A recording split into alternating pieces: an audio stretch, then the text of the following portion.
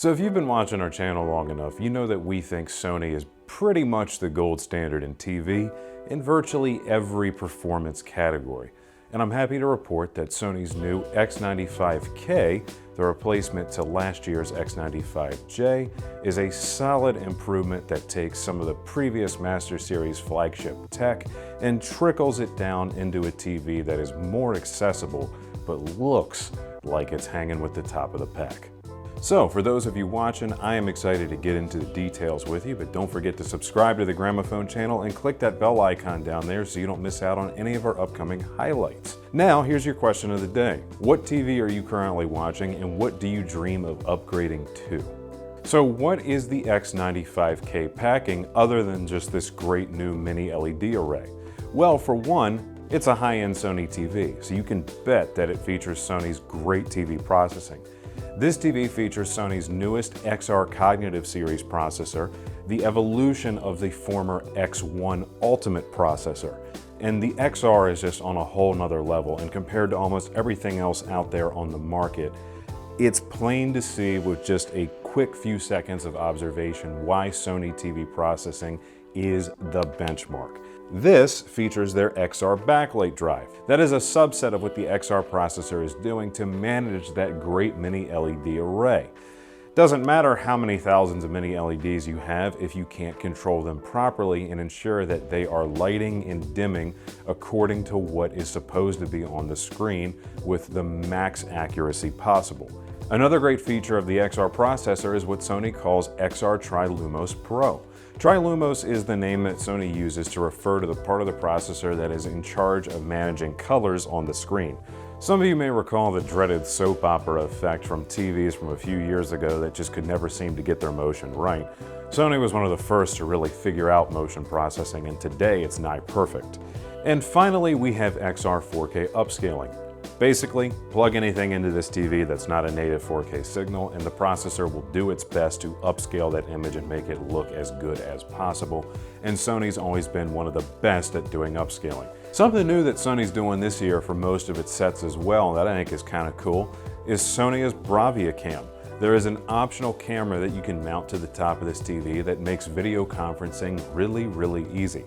So in this age where we've been using things like FaceTime and Zoom a little more often, that might be something worth checking out. And to wrap up our features portion here, Sony TVs for 2022 are running on the Google TV operating system, a very nice improvement over the previous Android system that we saw back in 2020. They've been using Google since last year. This is the latest version of it.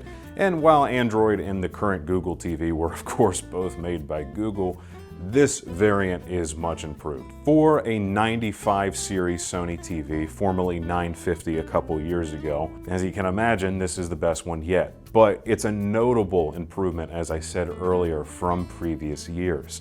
The expansion to a true mini LED backlight, being thousands of mini LEDs, making for hundreds of local dimming zones, is significant. That's basically a Z-Series TV feature trickled down.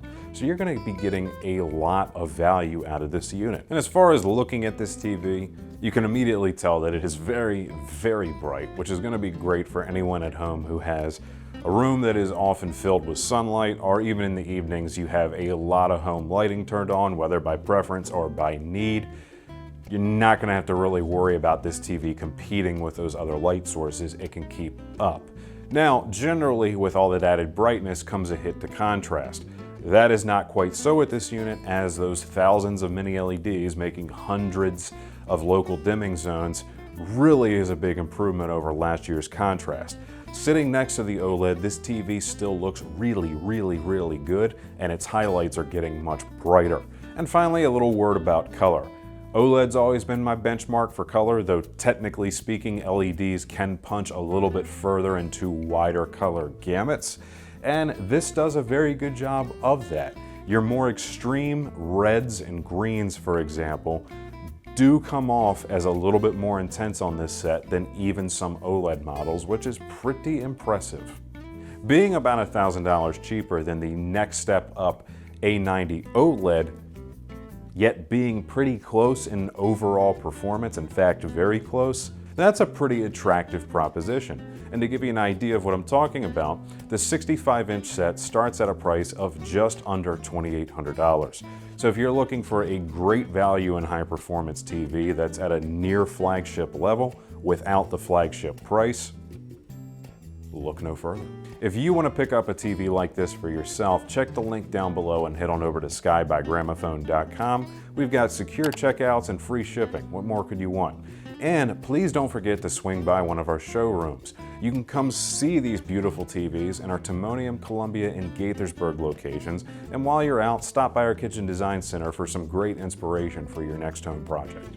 Alright y'all, you know the drill. If you had a good time today, please give this video a thumbs up and hit that like button.